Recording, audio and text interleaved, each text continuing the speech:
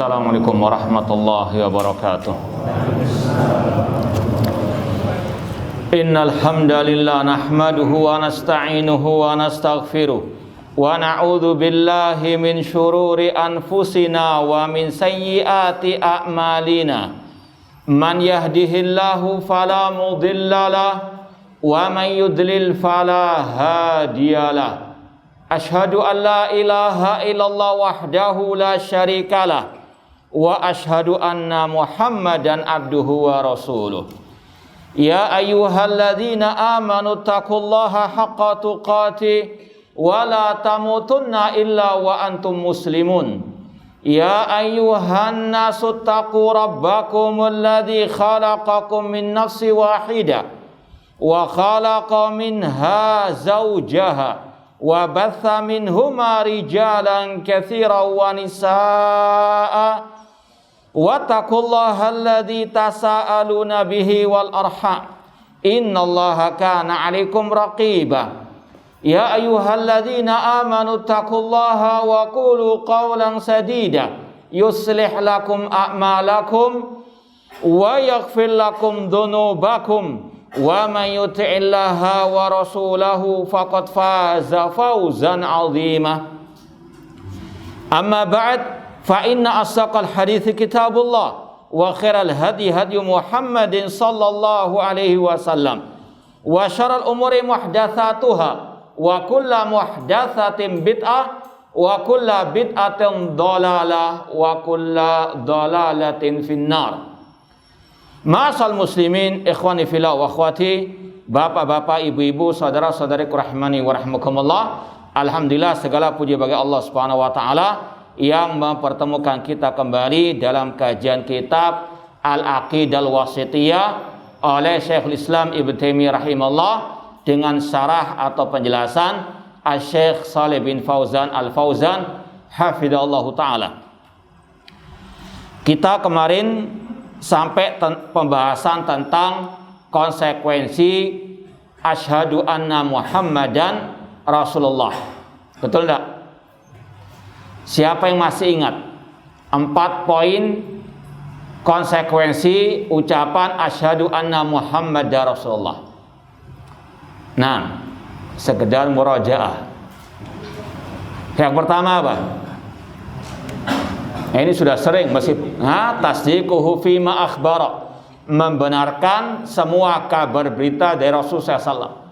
Yang kedua, ta'atuhu fima amara, mentaati apa yang diperintahkan oleh Rasulullah SAW. Yang ketiga,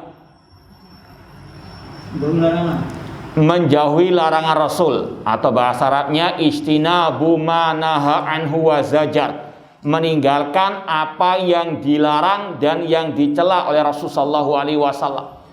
Yang keempat, alla yu'badallah illa bima syara', tidak beribadah kepada Allah kecuali dengan mengikuti ajaran tuntunan syariat Rasulullah SAW.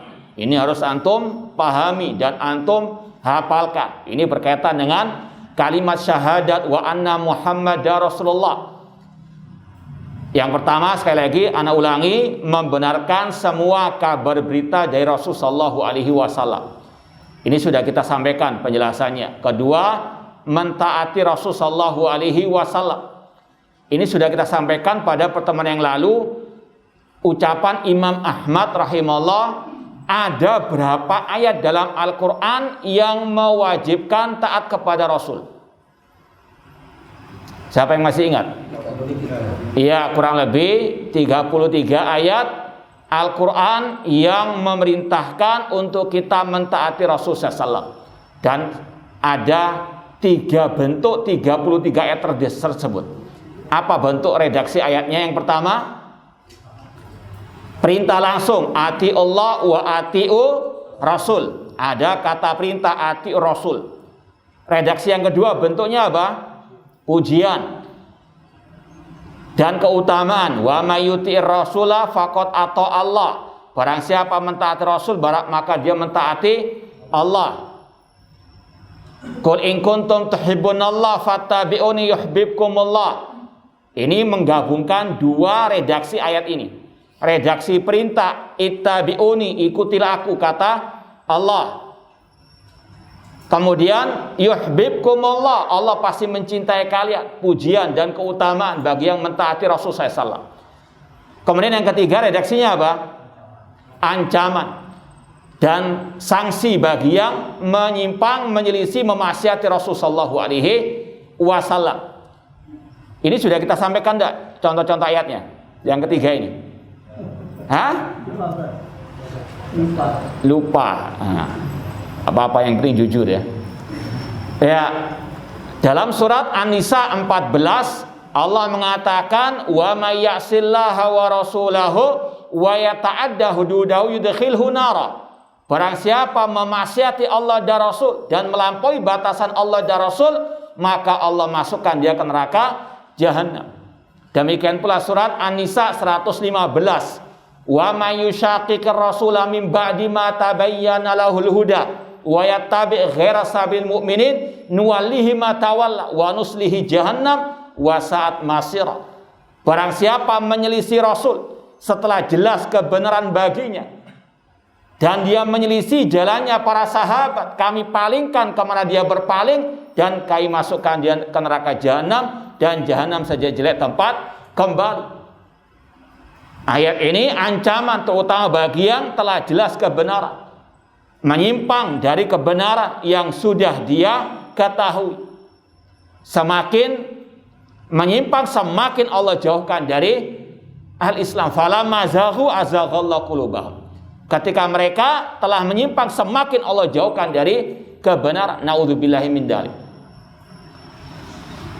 Kemudian konsekuensi yang ketiga, wasinabu manaha anhu.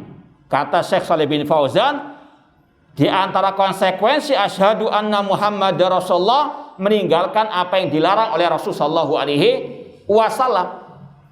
Dalilnya sama dengan tadi. Barang siapa memaksiati Allah dan Rasul dan melampaui batasan Allah dan Rasul, maka dia masukkan ke neraka Jahannam. Dan Rasul atau Allah berfirman dalam surat Al-Hasyr ayat yang ke-7, apa yang diajarkan Rasul, diperintahkan Rasul, maka terimalah, taatilah. Dan apa yang dilarang oleh Rasul, maka apa? Jauhilah. Ini meninggalkan yang dilarang oleh Rasul sallallahu alaihi wasallam. Baik itu larangan kesyirikan, larangan dari kebid'ahan ataupun kemaksiatan. Rasul SAW mengatakan istanibu sab'an mubiqat. Jauhkanlah diri kalian dari 7 hal yang membinasakan. Di antaranya asyirku billah, syirik kepada Allah. Sudah sering kita sampaikan contoh-contohnya. Meminta-minta kepada wali yang telah mati, mengkeramatkan kuburan. Demikian pula itu sampai istighosa, tawasul, tabarruk kepada yang telah meninggal dunia. Syirik kepada Allah Subhanahu wa ta'ala. Demikian pula Rasul melarang dari kebid'ahan. Iyyakum wa muhdatsatil umur. Jauhkanlah kalian dari hal-hal yang baru dalam urusan agama. Ini larangan Rasul sallallahu alaihi wasallam. Larangan dari apa? Kebid'ahan. Demikian pula larangan dari kemaksiatan. Rasul meneruskan hadis tadi, tinggalkan, jauhkanlah 7 hal yang membinasakan, di antaranya uququl walidain, durhaka kepada kedua orang tua, wa syahadataz zur, persaksian palsu, dan seterusnya. Sekali lagi, ini konsekuensi asyhadu anna Muhammadan Rasulullah, meninggalkan yang dilarang oleh Rasul sallallahu alaihi wasallam. Kemudian ittiba'hu fi masyara', mengikuti apa yang disyariatkan oleh Rasul sallallahu alaihi wasallam. Atau dalam ungkapan lain tadi, wa alla yu'badallah illa bima syara', tidak beribadah kepada Allah kecuali dengan mengikuti syariat Rasul SAW. Seperti yang sudah kita sampaikan ayatnya surat Al-Ahzab 21, laqad kana lakum fi Rasulillah uswatun hasanah. Rasul suri teladan bagi kita semuanya, bukan hanya dalam masalah akhlak, namun juga dalam akidah dan ibadah. Di antaranya masalah ibadah di sini. Kita tidak boleh beribadah kepada Allah kecuali dengan apa? Mengikuti tuntunan Rasul sallallahu alaihi wasallam. Masalah salat misalnya, Rasul mengatakan sallu kama raaitumuni usalli. Rasul mengatakan, salatlah kalian sebagaimana kalian melihat aku salat. Salat kita harus mengikuti ajaran Rasul sallallahu alaihi wasallam. Demikian pula masalah perayaan hari raya besar Islam atau yang dinisbatkan kepada Islam. Ini adalah ibadah, harus mengikuti tuntunan Rasul sallallahu alaihi wasallam. Yang tidak diajarkan, tidak dicontohkan, maka tidak boleh untuk kita melakukannya, merayakannya. Rasul SAW hanya membatasi perayaan umat Islam selama setahun cuma 2, yaitu Idul Adha dan Idul Al-Fitr. Dalam hadis yang sahih, suatu saat Rasul masuk ke kota Madinah, melihat orang-orang merayakan 2 hari raya mereka. Lalu Rasul mengatakan, innallaha qad abdalakuma bihima khairan minhuma. Allah telah mengganti bagi kalian 2 hari raya yang lebih baik, yaitu Idul Adha dan Idul Fitri. Maka kalau ada yang menambah-nambah perayaan-perayaan baru seperti perayaan Maulid Nabi dan sebagainya, ini meminteri Rasul. Ini adalah menabrak ajaran Rasul sallallahu alaihi wasallam. Rasul membatasi mereka menambah-nambah. Ini yang Rasul katakan tadi, iyyakum wa muhdatsati al-umur. Apalagi kaidah ulama Ahlussunnah mengatakan al-aslu fil ibadah al-man'u. Asal dalam ibadah itu terlarang sampai ada dalil yang mensyariatkan. Ini yang harus dipahami oleh kaum muslimin. Tidak boleh beribadah kepada Allah kecuali kalau ada syariat dari Rasul sallallahu alaihi wasallam. Al-aslu fi al-ibadah al-man'u. Jangan dicampur adukan dengan masalah urusan dunia. Kalau kalian mengatakan ini bid'ah, kalian pakai mikrofon, pakai pesawat kalau haji, ini urusan dunia. Ini orang yang gagal paham. Ya. Ini sudah gak punya hujah, asbun ngomongnya. Ya. Atau tadi membolehkan perayaan Maulid Nabi dengan hadis tentang puasa Senin dan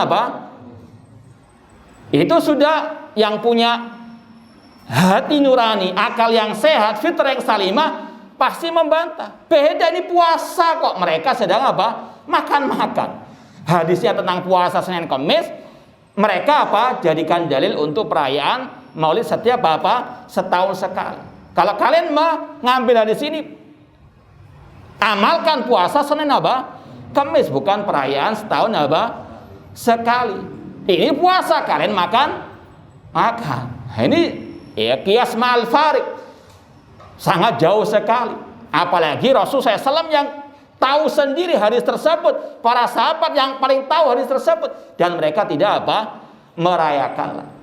Ini Ahlussunnah wal Jamaah hanya mengikut yang sudah ada ajarannya. Sebagaimana kata Imam Al-Auza'i rahimahullah, naduru ma'sunnah haitsu dar. Kita berputar bersama dalil, bersama sunnah Rasul kemana dalil berputar.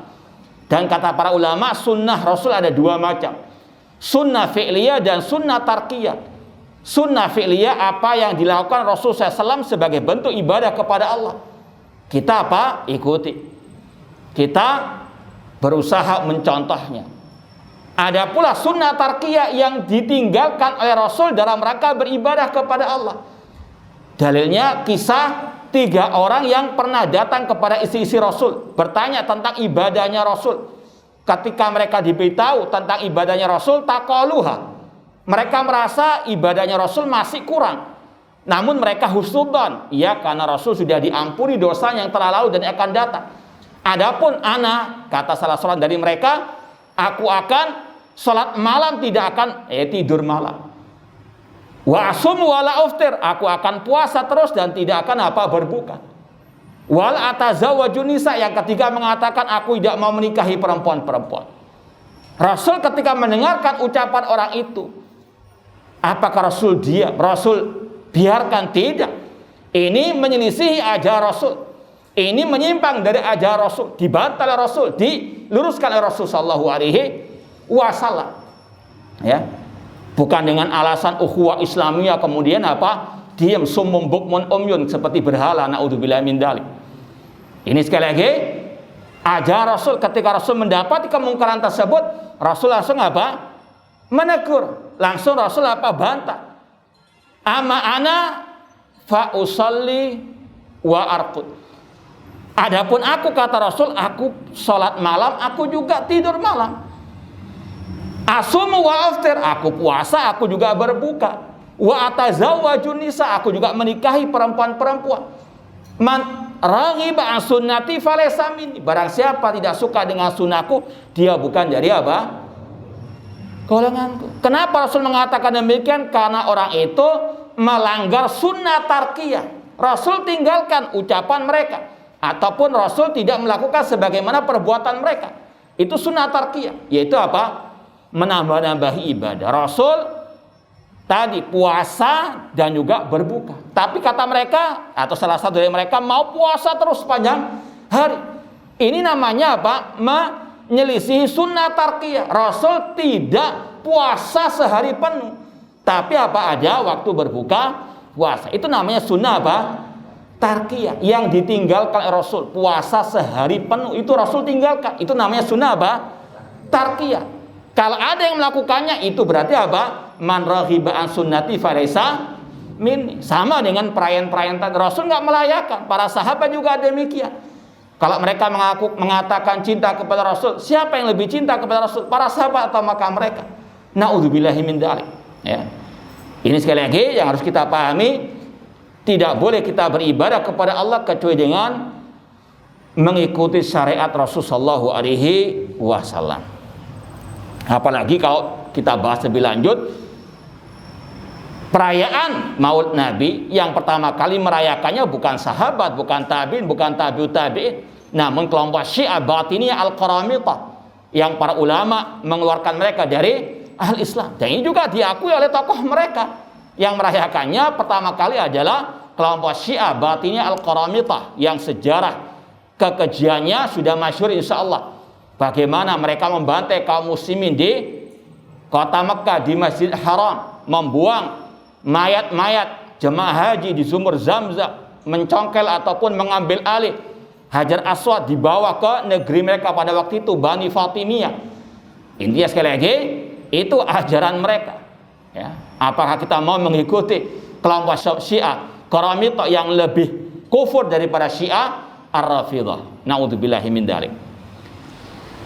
Kemudian Syekhul Islam Ibnu Taimiyah rahimahullah menutup mukaddimahnya dengan bersalawat kepada Ar-Rasul sallallahu alaihi wasallam. Ini salah satu bukti Ahlus Sunnah Salafiyin cinta Rasul SAW dengan apa?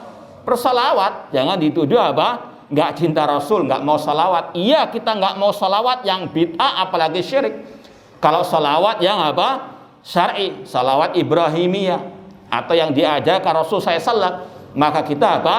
Melakukan sunnah Rasul tersebut. Di antaranya Syekhul Islam Taimiyah mengatakan sallallahu alaihi wa ala alihi wa sallama tasliman mazidah.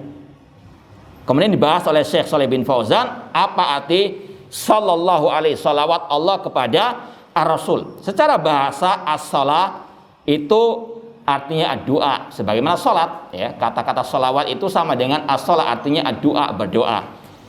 Namun arti salawat Allah kepada Rasul yaitu wa asahhu ma qila fi makna salati minallah ala Rasul ma dzakarahul Bukhari fi sahihihi an Abil Aliyah. Yang lebih tepat makna salawat Allah kepada Rasul adalah yang disebutkan oleh Imam Bukhari dalam sahihnya dari Abil Aliyah, ulama tabi'in. Beliau berkata, salatullah ala rasulihi sana'uhu alaihi fil malail a'la, yaitu salawat Allah kepada Rasul artinya pujian Allah kepada Rasul di hadapan para malaikat-malaikatnya. Sekali lagi, makna salawat Allah kepada Rasul yaitu pujian Allah kepada Rasul di hadapan para malaikat-malaikatnya. Innallaha wa malaikatahu yusalluna 'alan nabi. Adapun arti wa ala alihi, salawat Allah kepada Rasul dan kepada alihi, kata Syekh Shalih bin Fauzan, alu syakhsi man yantamuna ilaihi bisilatin wa thiqatin min qarabatin wa nahwiha. Secara asal kata-kata alu wa ala alihi Itu artinya orang-orang yang menisbatkan diri kepadanya dengan hubungan yang erat seperti kekerabatan dan selainnya. Akan tapi makna ucapan wa ala ali di sini, wa ahsanu maqila fil murad bi ali Rasul sallallahu huna annahum atba'u ala dini. Yang dimaksud dengan alihi adalah pengikut Rasul sallallahu alaihi wasallam. Sallallahu alaihi wa ala alihi.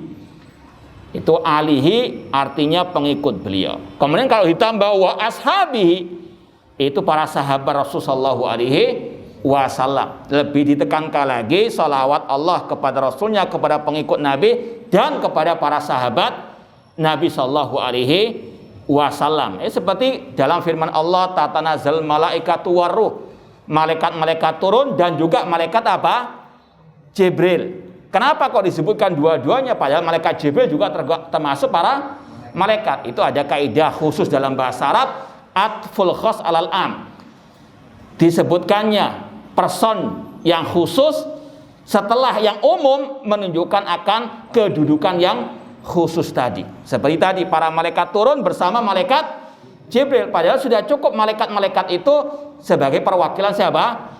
Jibril. Cuma disebutkan lagi oleh Allah untuk menunjukkan bagaimana kedudukan malaikat di hadapan Allah Subhanahu wa taala. Demikian pula di sini. Salawat Allah kepada Rasul, kepada pengikut Rasul, kepada para sahabat. Jangan gagal paham kok dibedakan pengikut Rasul dengan para sahabat. Ini bukan membedakan, bahkan apa? Menunjukkan kekhususan, keistimewaan kedudukan sahabat Rasul sallallahu alaihi wasallam. Nah, kemudian wasahabi huwa man laqiyan nabiyya sallallahu alaihi wasallam mu'minan bi wa mata ala dzalik. Disampaikan di sini oleh Syekh Shalih bin Fauzan definisi sahabat.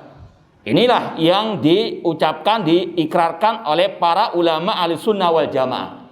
Para sahabat adalah yang pernah berjumpa dengan Nabi, yaitu pada waktu Rasul masih apa? Hidup. Bukan dalam mimpi ketemu Rasul. Ya, meskipun hak kalau ketemu Rasul dalam bentuk fisik yang telah dijelaskan oleh para sahabat Rasul dalam Asy-Syama'il Muhammadiyah.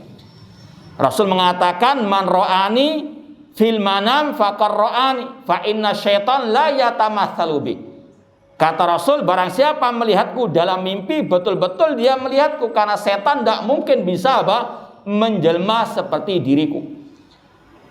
Tapi masalahnya yang dilihat itu betul Rasul atau ya nabi palsu atau yang mengaku-ngaku Rasul. Makanya kalau ada yang mengaku bertemu dengan Rasul di kala mimpi, tanya bagaimana sifat orang yang engkau lihat tersebut, yang engkau klaim sebagai nabi.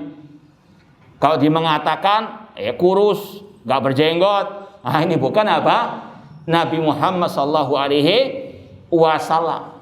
Makanya harus apa? Dicocokkan dengan Syama'il Muhammadiyah, ciri-ciri fisik Rasul yang telah dijelaskan oleh para sahabat Rasul. Apalagi ngaku-ngaku membuat ajaran baru. Saya dibaiat oleh Rasul jadi pemimpin misalnya. Nah, ini jelas apa? Kadzdzab dajjal. Tidak benar sama sekali. Yang pernah berjumpa dengan Nabi dalam keadaan Rasul masih hidup, mu'minan bi, beriman kepada Rasul dan mati di atas apa? Keimanan. Ada sebagian menambahkan meskipun apa? Sebelumnya pernah murtad kemudian baru masuk Islam lagi dan mati dalam keadaan Islam, tetap dia apa? Sahabat Rasul. Yang penting apa? Beriman kepada Rasul dan meninggal dunia dalam keadaan beriman. Ini harus kita pahami definisi ini, karena di luar sana banyak definisi-definisi yang sesat menyesatkan. Di antaranya definisinya tokohnya Hizbut Tahrir, Taqiyuddin An-Nabhani, yang mengatakan sahabat itu definisinya yang pernah berjumpa dengan Nabi, istilahnya bergaul dengan Nabi setahun atau 2 tahun, pernah perang bersama Nabi 1 kali atau 2 kali. Ini kata ulama definisi yang sesat menyesatkan. Dan dari definisi itu Taqiyuddin Nabhani, pemimpinnya Hizbut Tahrir, mengeluarkan sahabat Rasul Muawiyah dari kategori sahabat Rasul SAW. Di antara tuduhannya tadi tidak termasuk definisi yang dia buat tersebut. Hati-hati ya, sekali lagi ini definisi para ulama Ahlussunnah al-muhaqqiqin. Wa sallama tasliman mazida, assalam bimakna at-tahiyya. Ucapan selamat ya, at-tahiyya assalama minan naqais war radzail.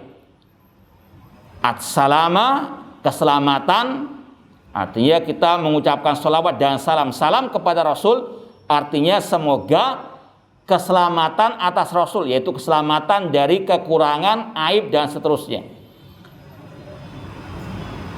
Ini adalah perintah Allah kepada kita semuanya, ya ayyuhalladzina amanu sallu alaihi wasallimu taslima. Wahai orang-orang beriman, bersolawatlah dan ucapkanlah selamat kepada Rasul sallallahu alaihi wasallam. Dan alhamdulillah kalau antum dengarkan kajian para ulama, asatid ahli sunnah, as-salafiyin, ketika disebut nama Nabi langsung mereka apa? Sallallahu alaihi wasallam. Bahkan dalam tulisan mereka melarang disingkat solam atau S apa di sini? Iya, itu termasuk orang-orang yang apa? Bakhil, ya, termasuk yang terlarang di antara para ulama dan para penuntut ilmu ahli sunnah wal jamaah. Itu kok masih dituduh apa? Nggak cinta kepada, yang nggak cinta Rasul, yaitu yang mempersingkat ucapan salawat kepada Rasul sallallahu alaihi wasallam. Para ulama ahli hadis ketika menulis sabda Rasul, qaulan Nabi, ada sallallahu alaihi wasallam, tidak apa? Disingkat. Nah, ya ini muqaddimah dari Syekhul Islam Ibnu Taimiyah rahimahullah dengan penjelasan dari Syekh Shalih bin Fauzan hafizallahu taala. Sekarang kita masuk di awal kitab ini. Amma ba'd. Ya, insyaallah alon-alon asal kelakon aja ya. Enggak usah kejar restoran ya. Nah, amma ba'd. Fa hadza i'tiqadul firqatin najiyah al-mansura ila qiyamis saah. Ahli sunnati wal jamaah. Syekhul Islam Ibnu Taimiyah rahimahullah setelah muqaddimah tadi mengatakan, adapun setelah ini, setelah muqaddimah, inilah akidah al-firqah an-najiyah, kelompok yang selamat, al-mansura yang ditolong oleh Allah, ila qiyamis saah, sampai hari kiamat, yaitu ahli sunnati wal jamaah. Sebelum kita baca syarah dari Syekh Shalih bin Fauzan, perlu kita sampaikan di sini, di antara faedah ucapan beliau di sini, bahwasanya beliau ingin menyampaikan, menjelaskan kepada kita sebelum kita baca jauh ucapan beliau memasuki buku Aqidah Wasithiyah ini, beliau ingin menyampaikan kepada kita semuanya apa yang beliau sampaikan dari akidah ini, Aqidah Wasithiyah ini bukan karangan beliau. Yang beliau sampaikan adalah akidahnya al-firqah najiyah at-taifah al-mansurah ahlussunnah wal jamaah, para ulama as-salaf. Ya. Bahkan beliau dalam Majmu' Fatawa, kalau nggak salah jilid yang ketiga, pernah kita terjemahkan dan kita posting ucapan ringkas beliau. Beliau mengatakan, amal akidah falaisat li wa laisa liman huwa akbaru minni. Akidah itu bukan karanganku, bukan karangan orang yang lebih atas dariku. Walakinnaha ilallahi wa rasuli wa ila ijma'i ma as-salafis salih. Kata beliau, namun akidah itu bersumber dari Allah, dari Rasulnya, dari ijma' para salafu as-salih. Ini yang kita harus pahamkan kepada kaum muslimin. Akidah itu harus berdasarkan qala Allah wa qala Rasul wa qala as-sahabah atau salafu al-ummah. Tidak boleh ngarang-ngarang apa akidah baru. Ini yang beliau ingin sampaikan, dan ini juga disampaikan para ulama al-sunnah wal jamaah seperti Imam Ahmad rahimahullah. Di awal kitab beliau Ushulus Sunnah, beliau mengatakan Ushulus Sunnah indana at-tamassuk bima kana ali ashab Rasul sallallahu alaihi wasallam wal iktida'u bihim.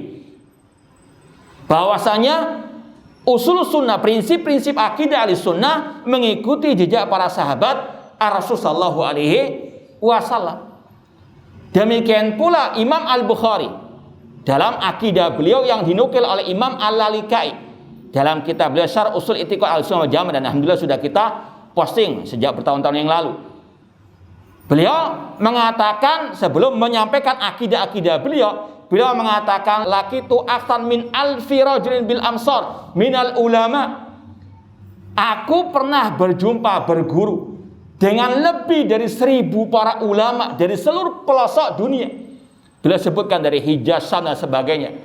Apa artinya? Beliau ketika menulis akidah tersebut hanya meneruskan tongkat estafet para ulama-ulama salaf terdahulu yang bersumber dari Al-Quran dan Sunnah Rasulullah SAW dan ijma para salaf. Tidak ngarang akidah apa sendiri. Kalaupun dinisbatkan ini akidahnya Imam Bukhari, akidahnya Imam Ahmad, itu sekedar beliau yang menuliskannya, beliau yang mengurutkannya, bukan beliau yang mengarang sendiri. Ya. Nanti akan kita sampaikan di pembahasan ciri-ciri ahli sunnah wal jamaah tentang bagaimana kesepakatan mereka di atas al-aqidah as-sahihah. Kemudian dari ucapan Syekhul Islam Ibnu Taimiyah di sini, beliau ingin menyatakan inilah istilahnya gelar-gelar yang syar'i tentang ahlu sunnah wal jamaah, atau nama-nama lain yang syar'i dari ahlu sunnah wal jamaah. Ada namanya ahlu sunnah wal jamaah, ada namanya al-firqatun najiyah, ada yang namanya at-taifah al-mansurah. Kalau al-firqatun najiyah diambil dari hadis perpecahan umat, sataftariqu hadil ummah ala 73 firqah kulluha finnar illa wahidah. Umat Islam akan terpecah menjadi 73 kelompok, semuanya diancam masuk neraka kecuali satu, kata Rasul. Ini yang dinamakan apa? Al-firqatun najiyah. Siapa al-firqatun najiyah? Rasul tafsirkan sendiri, ma'an alaihi wa ashabi, yang mengikuti aku dan para sahabatku. Dinamakan al-firqatun najiyah, kelompok yang selamat dari ancaman api neraka dan selamat dari kesesatan. Itu makna dari kelompok yang selamat, diambil dari hadis iftiraqul ummah, perpecahan umat. Adapun al-mansurah, taifah mansurah, diambil dari sabda Rasul, la tazalu taifatun min ummati dhahirin 'alal haqqi. Dalam riwayat mansurin, akan ada sekelompok dari umatku yang tegak di atas kebenaran, dhahirin. Dalam riwayat mansurin, ditolong oleh Allah Subhanahu wa taala. Tidak mencelakakan mereka, yang menyelisih mereka, yang mencampakkan mereka sampai datangnya perkara Allah. Itu dari hadis taifah al-mansurah, Sahih Bukhari hadisnya. Kemudian ahlu sunnah wal jamaah ini sebagaimana ucapan Abdullah bin Abbas radhiyallahu anhuma, nanti akan disampaikan oleh Asy-Syaikh, bahwasanya di antara ulama salaf yang menyebut istilah ini Abdullah bin Abbas radhiyallahu anhuma ketika mentafsirkan ayat surat Ali Imran, tabyaddu wujuh ahli sunnah wa taswaddu wujuh ahli bidah. Ketika mentafsirkan surat atau ayat dari surat Ali Imran, yauma tabyaddu wujuh wa taswaddu wujuh, pada hari itu, pada hari kiamat, ada wajah yang berseri-seri, ada yang hitam kelap. Kata Abdullah bin Abbas, yang berseri-seri adalah wajahnya ahli sunnah wal jamaah. Semoga Allah Subhanahu wa taala menjadikan kita semua termasuk dari mereka, ahli sunnah yang kata Allah tabyaddu wujuh. Adapun yang hitam kelam itu wujuh ahli al-bidah, kata Abdullah bin Abbas radhiyallahu taala anhuma. Kurang berapa menit? Asdaqaik, masih lama. Baik, kita lanjutkan membaca syarah dari Syekh Shalih bin Fauzan, Asy-Syarhu amma ba'du. Adapun setelah itu, ini penjelasan cara bahasa saja. Hadil kalimah yu'ta biha lil intiqal min uslub ila uslubin akhar. Ini untuk berpindah dari muqaddimah kepada penjelasan, kajian ataupun tulisan dan seterusnya. Artinya mahma yakun min syai', kalau terjemahnya adapun setelah itu dan seterusnya. Kata Syekh, wa yustahabbul ityanu biha fil khutab wal mukatabat iktidaan bin Nabi sallallahu alaihi wasallam. Disunnahkan menggunakan kata-kata amma ba'du pada waktu khutbah atau pada waktu tulisan atau menulis sebagai bentuk mengikuti jejak Rasul SAW. Seperti yang kita bawakan dalam muqaddimah, amma ba'du fa inna asdaqal hadithi kitabullah dan sebagainya. Haitsu kana yaf'alu dzalik, karena Rasul yang pernah mencontohkannya. Fa hada isyara ila ma tadammanat hadhihi risalah wahtawat alaihi minal aqaid al imaniyah allati ajmalaha biqauli wa wal iman billah dan seterusnya. Ini penjelasan bahasa. Kita tinggalkan. Kemudian i'tiqad, kata-kata i'tiqadu firqatin najiyah. Apa arti i'tiqad? Kata beliau, i'taqada kada ida ittakhadahu aqidatan wal aqidah hiya ma yaqid alil mar'u qalbahu. Akidah itu secara bahasa artinya seseorang mengikat hatinya dengan akidah tersebut. Artinya ikatan apa? Ikatan hati. Ya. Taqulu i'taqadtu kada ai aqadtu alil qalba wad dhamir. Ya, kalau ringkasnya seperti yang sudah masyhur namanya akidah adalah apa? Keyakinan dalam hati. Cuma dalam segi bahasa Arab al-aqidah dari kata-kata al-aqdu, mengikat. Artinya apa? Namanya mengikat ini sudah apa? Baku, sudah paten, sudah apa? Terikat. Jangan apa?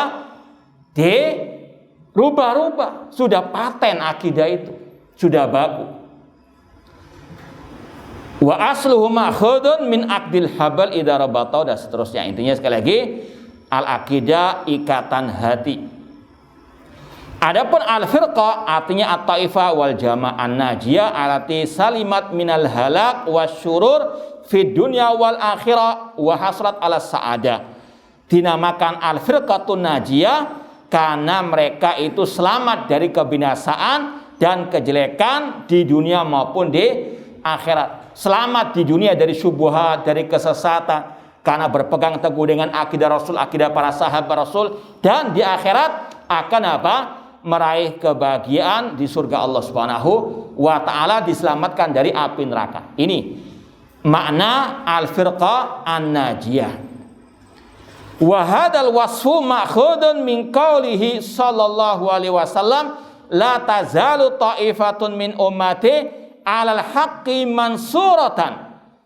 Adapun penamaan Taifah al-Mansurah, kelompok yang ditolong, itu diambil dari sabda Rasul, senantiasa akan ada kelompok dari umatku yang ditolong.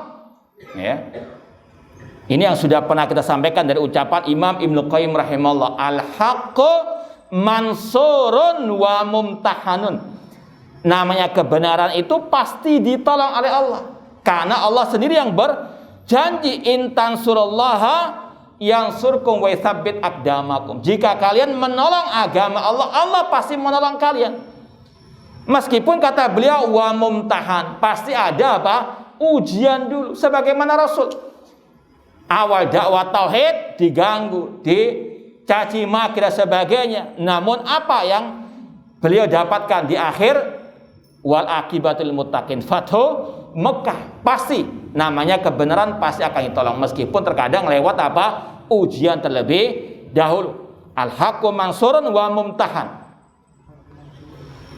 Kata Rasul dalam Sahih Bukhari dan Muslim juga, senantiasa ada sekelompok dari umatku yang ditolong di atas kebenaran. La yadurruhum man khadalahum, tidak mencelakakan mereka orang-orang yang mencampakkan mereka.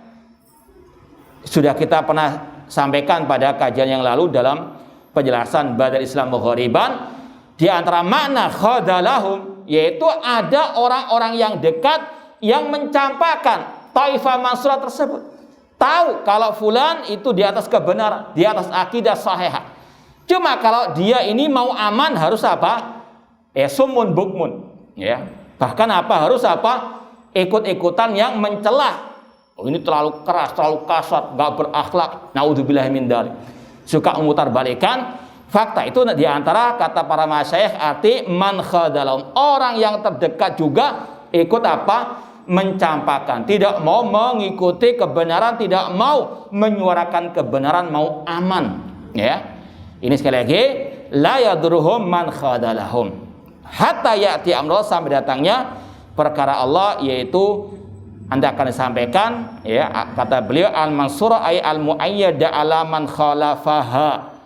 Kata-kata at-taifah al-mansurah itu kata Syekh Shalih bin Fauzan akan dikuatkan, ditolong atas orang yang menyelisihinya. Ini harus kita apa? Pegang erat. Selama kita di atas kebenaran, di atas qala Allah wa qala Rasul wa qala sahabat, harus kita punya apa? Istilahnya kepercayaan, keyakinan Allah pasti akan menolong, cepat atau lambat. Makanya harus apa? Terus istiqomah, terus bersabar, terus menyuarakan apa? Al-haq. Ya, meskipun banyak anjing yang menggonggong, banyak orang-orang yang membuli dan sebagainya, yakini Allah pasti akan berikan apa? Pertolongan cepat atau lambat, dan pasti akan Allah binasakan mereka-mereka yang menyelisihi kebenaran. Nah, ila qiyamis sa'ah, sampai datangnya perkara Allah sampai hari kiamat, yaitu kata Syekh maji'us sa'ati mautihim bimaji'rih. Sudah azan ya? Ya, insyaallah kita lanjutkan sedikit nanti penjelasan Syekh setelah azan. Wallahu ta'ala alam. Nah, kita lanjutkan sedikit. Kata beliau al-mansurah artinya al-mu'ayyadatu ala man khalafaha. Kelompok yang ditolong artinya yang dikuatkan, yang ditolong atas orang yang menyelisihinya sampai hari kiamat. Arti hari kiamat yaitu maji'u sa'ati mautihim bimaji'ri alati takbit ruha kulli mu'minin. Kalau kita baca lengkap hadis Taifah Mansurah tadi, akan ada atau senantiasa akan ada sekelompok dari umatku yang tegak, dalam riwayat ditolong oleh Allah, tidak mencelakakan mereka, orang yang mencampakkan mereka, yang menyelisih mereka sampai datangnya amrullah, perkara Allah, atau sampai hari kiamat. Yang dimaksud perkara Allah atau sampai hari kiamat, yaitu ketika Allah mengutus atau mengirim angin yang akan mewafatkan setiap orang mukmin. Jadi itu yang dimaksud Taifah Mansurah sudah habis, tidak ada lagi. Ketika apa? Allah mengutus angin dalam hadis yang sahih sebelum datangnya hari kiamat. Saat itulah orang mukmin sudah wafat semuanya, otomatis Taifah Mansurah juga apa? Wafat, habis, tidak ada lagi. Yang ada di atas muka bumi hanyalah orang-orang kafir. Nah, kemudian kata beliau, wa amma sa'atu alati yakunu biha intihaud dunya fahiya la takum illa ala syirarin nas lima fi sahih Muslim. Adapun yang dimaksud hari kiamat, yaitu hari ketika Allah hancurkan dunia yang dialami oleh manusia yang paling buruk, yaitu orang kafir. Sebagaimana dalam sahih Muslim, Rasul mengatakan la taqumus sa'atu hatta la yuqalu fil ardi Allah Allah. Tidak akan tegak hari kiamat sampai tidak ada satupun yang mengucapkan kalimat Allah. Sekali lagi, ini berlaku atas orang-orang kafir. Orang muslim sudah diwafatkan semuanya oleh Allah Subhanahu wa taala, termasuk at-Taifah al-Mansurah al-Firqatun Najiyah Ahlus Sunnah wal Jamaah.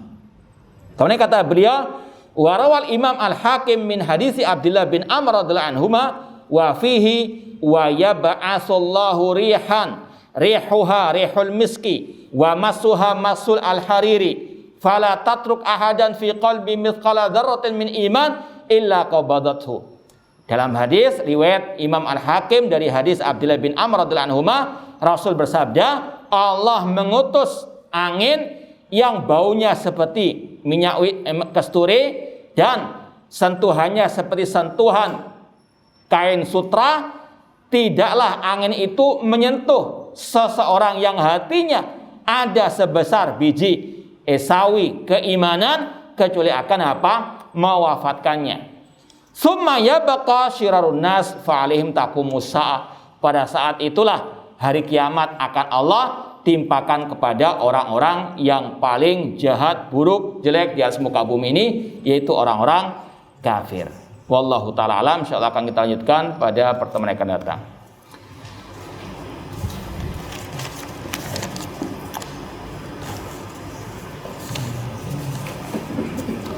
Iya, ada pertanyaan tentang Ibnu Sina. Ini alhamdulillah sudah kita sampaikan pada kajian hari Selasa, bahwasanya Ibnu Sina banyak dikafirkan oleh para ulama, diantaranya oleh Imam Ibnu Qayyim rahimahullah, seperti yang ditulis dalam buku beliau Ighatsatu Al-Lahfan. Karena Ibnu Sina termasuk pengikut kelompok Syiah Al-Batiniyah Al-Qaramitah, seperti yang kita isyaratkan tadi.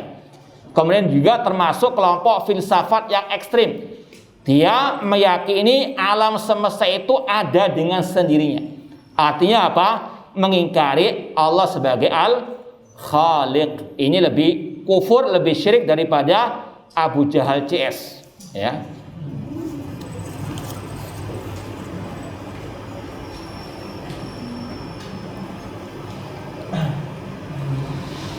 Bagaimana tentang pernyataan bahwa manhaj salaf itu tidak hanya taat pada ulil amri saja?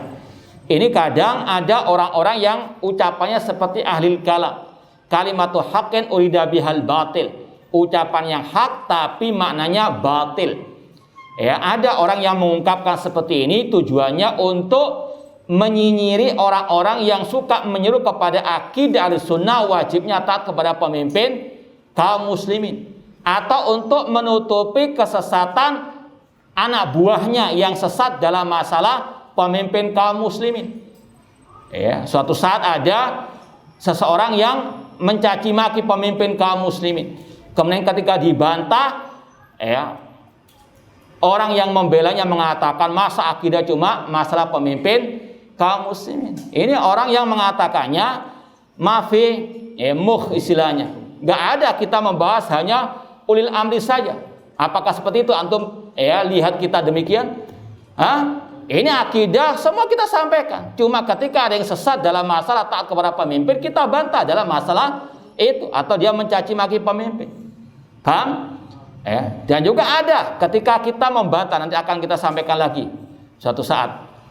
Ketika ada orang yang mengatakan kalau kita dakwah tauhid sekarang ini sama dengan Khawarij, atau kita menyamakan kaum muslimin dengan orang Yahudi. Ketika kita bantah dengan ucapan para ulama, tiba-tiba juniornya mengatakan tidak selalu tauhid, mengajar tauhid dengan kitab apa? Tauhid. Ini sama dengan ucapan Khawarij, inil hukmu illa lillah. Kata Ali bin Abi Thalib, kalimatu haqqin urida bihal batil. Kalimat yang hak, namun di baliknya ada apa? Kebatilan. Hati-hati dengan orang-orang yang pintar bersilat lidah tersebut. Nah, sekali lagi, pegang erat akidah salaf Ahlussunnah al-firqah an-najiyah.